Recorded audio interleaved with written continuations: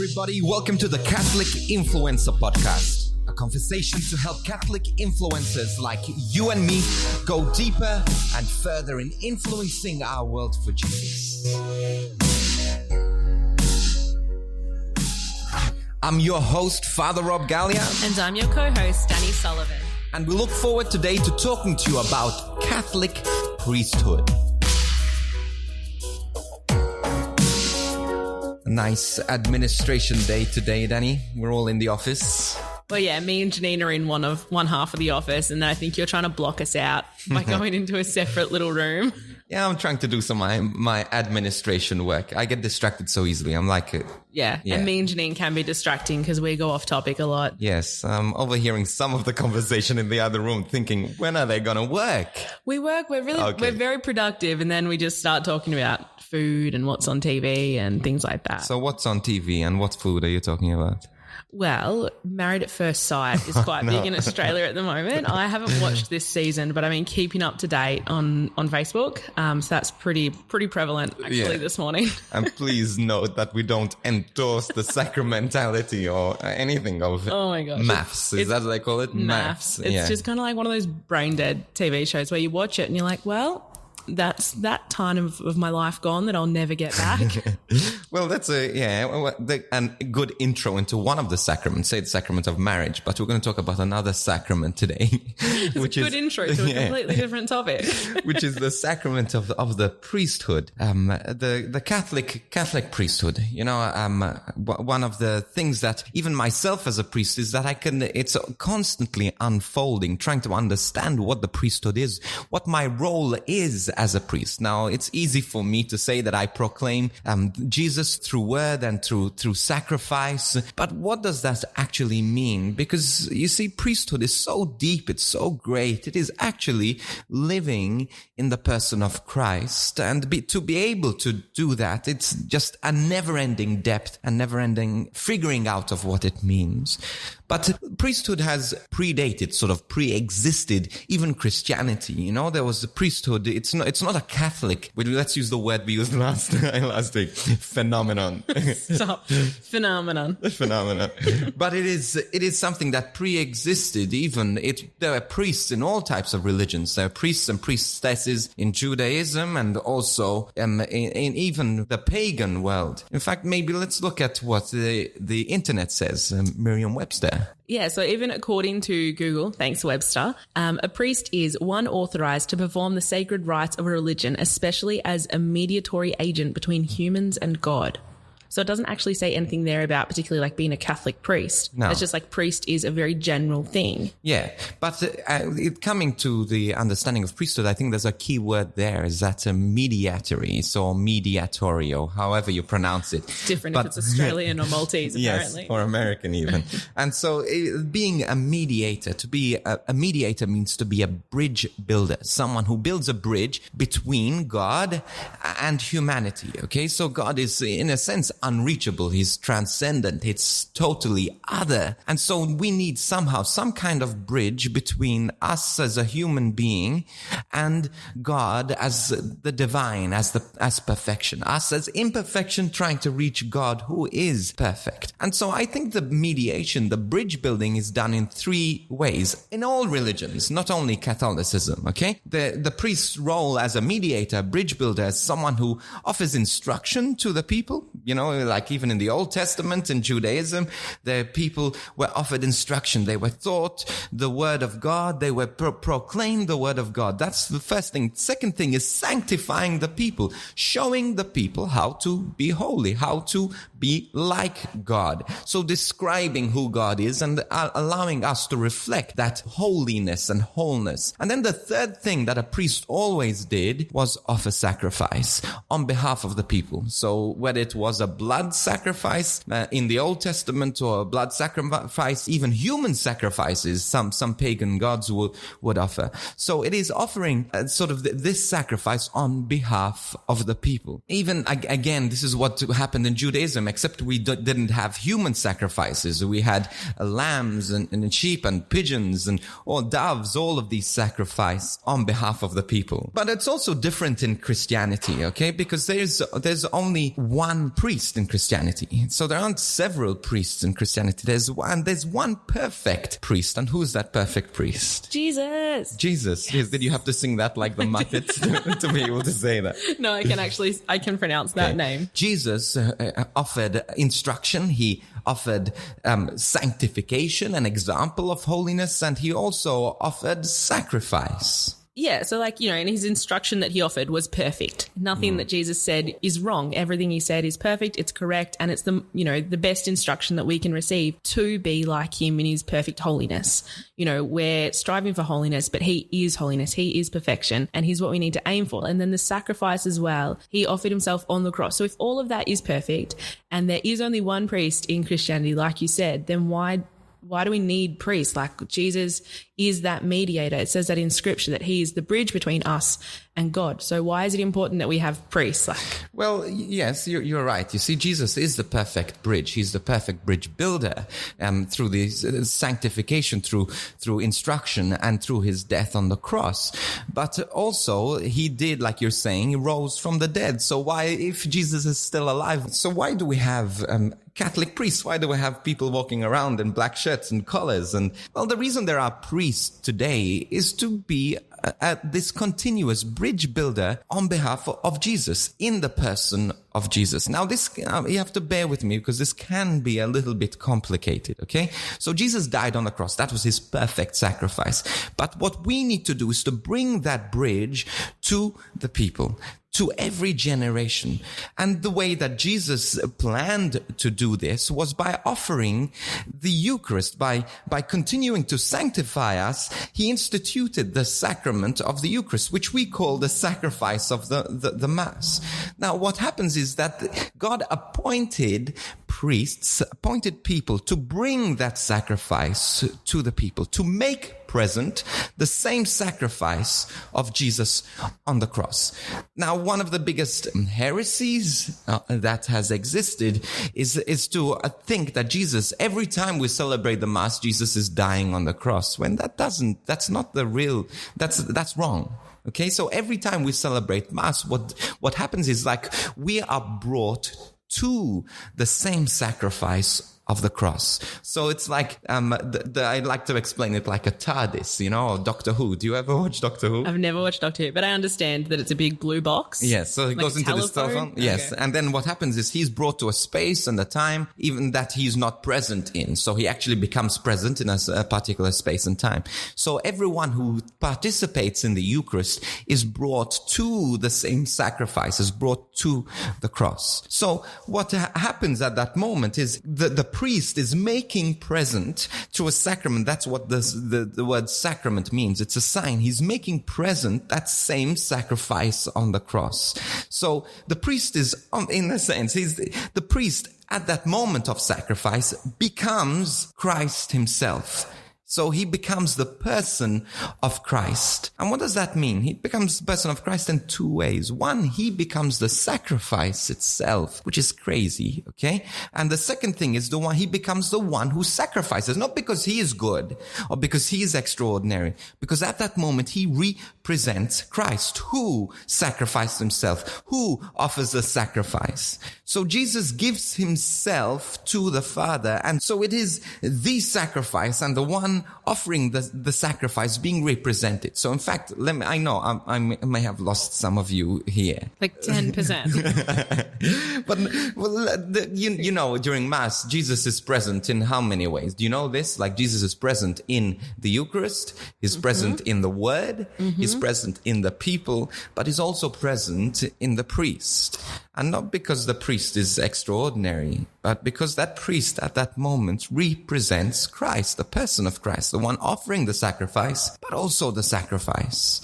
And this is precisely what the ordained sacramental priesthood does. He represents Christ. He makes Christ, the invisible Christ, visible. particularly through the offering of the sacraments. And you know what? This is where maybe a priest, a Catholic priest, is different to any other priesthood, or even Judaism, is because in Judaism it depended so much on how good they were, and they acted on their own name, and they had to offer sacrifices, and they had to be set apart, and they had to be perfect, while the priest doesn't act in his own name. He acts in the name of Christ. One of the things I like to do during Mass is to give a Mass of instruction, where you explain the Mass.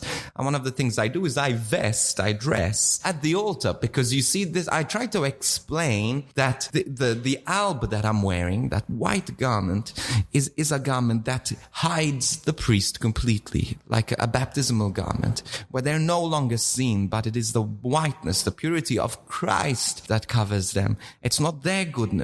It's not their strength. It's not even the priest's holiness, but it's totally, totally dependent on the sacrifice and the presence of Christ in that sacramental priesthood. Ay. I've lost you. No, I'm keeping up. That was it's a lot, but I think that clear, distinction between the sacramental priesthood, needing to represent Christ. Every single day around the world, he's represented as that bridge, so that by that cross of Jesus, we, as just regular humans who are striving for holiness, can get to God. Mm-hmm. And that's true. And so the ordained, the ministerial priesthood is there to serve the ordinary priesthood of the people. So when I was a kid, I was baptized, and I was a priest, prophet, and king. As a baptized child, I still had the priesthood. Now, the priesthood was not a ministerial priesthood, but I still had those three roles that all priests have. And that is to give instruction, to receive instruction, to be a witness, as Jesus tells all the baptized to do that. It was my responsibility also to be a sanctified, to be holy, to be set apart, and to be an example of holiness. So there's the sanctification of the people as well, but also to offer a sacrifice. But the sacrifice, the difference there is that the sacrifice I offer is myself. As the common priesthood, I'm offering a sacrifice of myself. I'm not offering the sacrifice of Christ, the perfect sacrifice. So I'm just like that sacrifice on the altar being offered to Christ that tends to crawl off the altar, and then I need to crawl back onto the altar, which St. Paul says, offer yourselves as a living sacrifice. And this is the sacrifice that the common priesthood is to offer. And that is to say that even as a ministerial priesthood, I still need to offer myself as a living sacrifice. I still struggle like everyone else. And that's why I'm so grateful. Even when I celebrate Mass, I know, even though I try to be holy, even though I seek to be a good example, and I seek to be set apart, but I thank God that it is not dependent, this sacrifice is not dependent on my offering of a sacrifice as a human being. Even if I am imperfect, God is still glorified through the ministerial priesthood. So having explained all of this, and I know it's complicated, but I think one of the things we need to understand is that we are all called to be priests. We're all called to give instruction. We're all called to be holy. We're all called to offer ourselves as living sacrifices. But also there's this beautiful, perfect sacrifice that is offered at every Mass, that is received at every sacrament of reconciliation. That the priest doesn't act on their behalf. They represent Christ. And it is nothing to do with them, with the priest's qualifications, but it's everything to do that they are sent in persona Christi, in the person of Christ. But one of the things that we do as priests is that we live pretty ordinary lives. I don't walk around every moment with a light around me saying, hey, look how holy I am and look how perfect I am, and people admiring and seeing how perfect the priests are, when it is far, far from that. It's a very ordinary life lived quite extraordinarily. And in fact, we have an interview with my parish priest. Your boss. My boss, who is 5 years younger than I am. Well, so what's he like, 43? No, he's like 20. And Father Junray, who you interviewed, Danii, and get to talk to him about his life. And what else did you talk to him about? Yeah, it was really interesting. So I've known Father Junray for many years, like before he was ordained a priest, when he was still in the seminary. And he came over from Cebu to join our diocese here in Sandhurst. So we're very blessed to have him. But we spoke about that journey a lot. So how it was coming from a huge archdiocese like Cebu to little rural Bendigo and Sandhurst diocese. So yeah, really interesting interview, and we'll go into that now.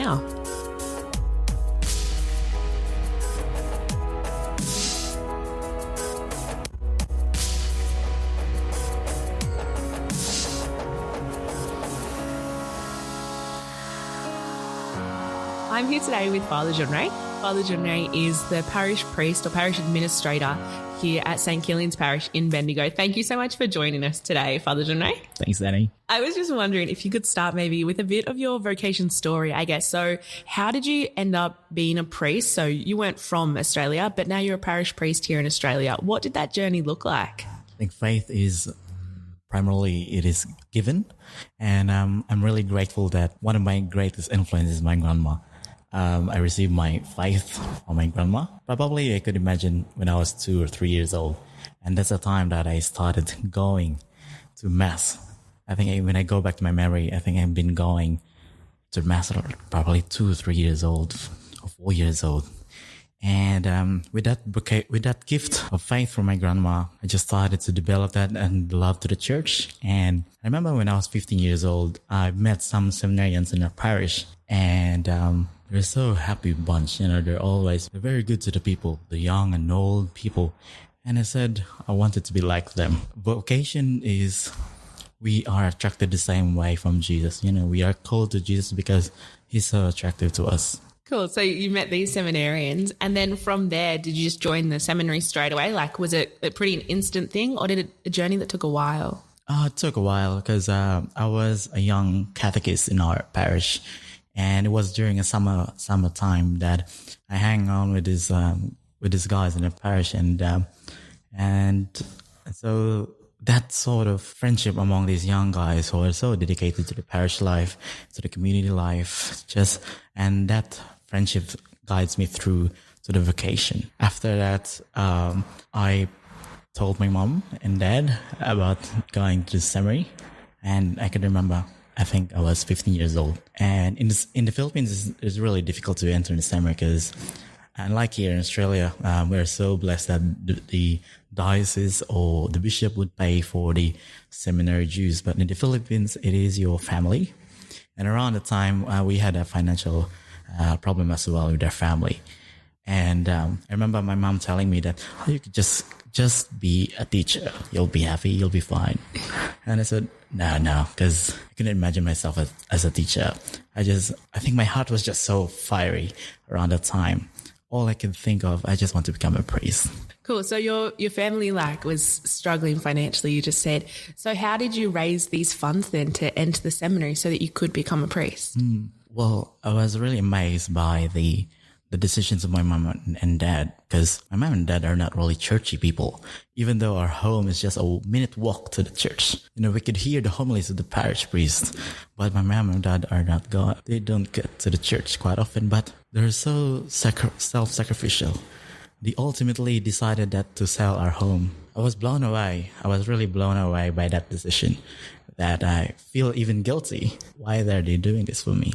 And I think that's just tremendous love. Wow, that's so beautiful that your parents believed in what you wanted to do so much. They're willing to sell the family home. And then I met you a few years ago when you first came to Australia as a seminarian. So how is the seminary life different, I guess, from Cebu, the Cebuano diocese? Is that what it's called? Cebu diocese? Archdiocese of Cebu. Oh, Archdiocese of Cebu. And then you came out to Sandhurst, which is very different. So Cebu is massive, I don't know, what's the population? Over millions? I'm not sure. Probably 5-7 millions. Yeah. So 5-7 million to Sandhurst. And here in Sandhurst Diocese in Australia, we're less than 100,000 Catholics. We're spread across hundreds of kilometres. So what was it like to, I guess, come from a seminary in Cebu to come out to Australia to a very rural diocese?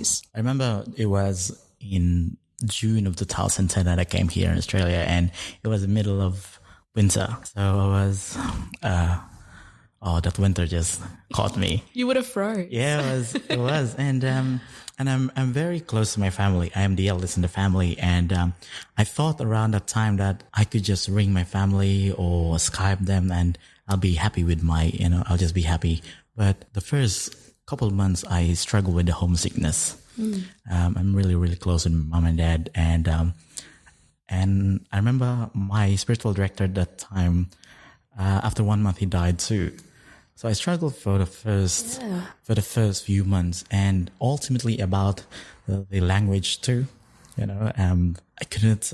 Well, it's still English, but I don't know if Australian is the same as English some days. I remember it took me forever to understand and the whole slangs. And our rector as well in the seminary, he spoke so fast, and some of the guys from overseas, we just had no idea what he was talking about. You just nod along. Yeah. Like, okay, that sounds good, Father. I remember I went to Macca's one time and I ordered a large French fries and a large Coke, and this girl from the counter gave me a large Sprite and a large Coke. Probably I had a different accent from my French fries, so I just received it. And I don't know how to complain in English around the time, so I'll just say bye and receive it. Oh, so yeah, but the brotherhood in seminary here is quite amazing with different nationalities, and they're very caring too when I first arrived here, but it's very challenging with all the academic demands in seminary, writing essays in formal essays and all those footnoting, endnotes, and so all of those academic writing was a big challenge when I started here. Yeah, absolutely. So you're trying to learn the Australian slang, which you're doing pretty well. I mean, you call it Macca's, so that's a good start. Yeah. But then trying to write these formal essays with all the proper language that real English speakers use. That's really beautiful. And now, you finished the seminary, you were ordained, and now you're the parish administrator for quite a large parish here in Bendigo. What's a day in the life of a young priest look like? It is really important to have a daily prayer, because if not, I might lose all my energy. And if I'm not really well grounded in prayer, I think I'll be totally lost in the community, in the parish life, in such a big, demanding place too.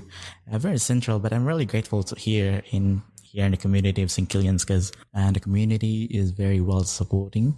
Very supportive of me, and very affirming. Just couldn't imagine why I'm being put here, but I just took that role and slowly being part of the community. Personally, I'm really into arts. Also, I'm into nature. So most of my Mondays, I just climb mountains. So for just this month, I've been climbing Grampians. I've been to the Pinnacle twice this month. So wow. So just yesterday and the other week. So nature has that sort of deep closeness in me. And sometimes if I feel, because I'm not really a confrontational person, try to be gentle and humble. You're like the most gentle priest I know. Learn from me, for I'm gentle and humble of heart. Yeah. And so nature has that power to calm me down if I'm really struggling in community or in a particular scenario. If I cannot handle, I just go for a walk. Okay, so if I ever see you walking around Bendigo, I have a problem with that. Yeah. I'll assume that you need some extra prayers. So that's really I know that you are into climbing, and you share that a lot, and you actually have big plans next year. Yes. So, for the last few years, I've been climbing mountains around Asia. I've been in Mount Kinabalu in Malaysia, Mount Rinjani, a volcanic mountain in Indonesia. Wow. And hopefully to go to the base camp of Everest next year. That'd be so cool. We'll definitely be praying for you. Yep. In the lead up and when you get there especially. I guess you've made priesthood sound pretty beautiful. You're surrounded by this supportive community. You get to go out into nature and do things you love. You've got this brotherhood of people from all around the world, and then the priest that Sandhurst is their home diocese as well. So, it's quite joyful. What are some struggles though that you find with being a priest these days? I think the overwhelming crisis of the church these days. Mm-hmm. I've been talking to number of young priests and seminarians these days too, especially with the crisis of, the sexual abuses. And that's a very draining issue to a lot of us, especially we're just starting to the ministry of the priest, and it could be really difficult. Sometimes we could be feel so low with that whole issue and how to move on from that. Try to communicate with each other, have a conversation every now and then with these guys. But the source of hope to us is indeed our friendship among us, and friendship among brothers, that in times of crisis like this, we are here to support each other. At the same time, with the support of a lot of people in the community. I remember that at time of sexual abuses, a few weeks ago, people are really supportive in prayers, and we receive few cards that people are praying for us in the community. And so we are really grateful to the community and to the brothers. That's really beautiful that you are supported by your brothers and your parish community as well. Coming from that, where do you see the future of the priesthood in the Australian Church? I don't see the priesthood in Australian Church these days. I see the priesthood in Universal Church. And I think especially we have a lot of millennial priests these days. Young priests who travel wherever, and we belong to a universal church these days. Here in Australia, in the seminary itself, it is composed of 12 or 13 different nationalities, and I see the church in the same way, that we belong in a universal church, that people could, with the richness of backgrounds and cultures and heritage of each person, could give that rich of priesthood as well. So here in Australia, in the same way in the Philippines or wherever you go, I think we belong in a universal church these days, in these modern times. I think there's a lot of positive in there, and optimism in this whole call to the priesthood, despite all the challenges and crises of the church. Because, the Catholic Church, it is a universal church. And it's really nice that in modern times, I guess, being able to cross borders and share our cultures in the priesthood is something that is helping that universality of the church shine through. I guess, so we'll finish up here, but I was just wondering if you had any advice for young men who might be discerning the priesthood, what would you suggest for them to do? First, go to Mass. I think it's really important that, because to be a priest is to be a lover of the Mass, and so go to Mass quite often, as much as possible. At the same time, go and be known to your community, in your parish community, and that priest, the parish priest, will guide you in the whole process. He could be your mentor or a good advice or a good friend in the whole vocation call. It's good advice. Thank you so much today for joining us, Fr Junray. It's really great to have your perspective. You're quite a young priest here. You've moved to another country and now you're running an entire parish at such a young age. So thank you for, taking up this call to be a priest. I know that the church is blessed because of it, and we'll definitely be praying for you and all your brother priests as well. Thanks, Danii. Thanks. God bless.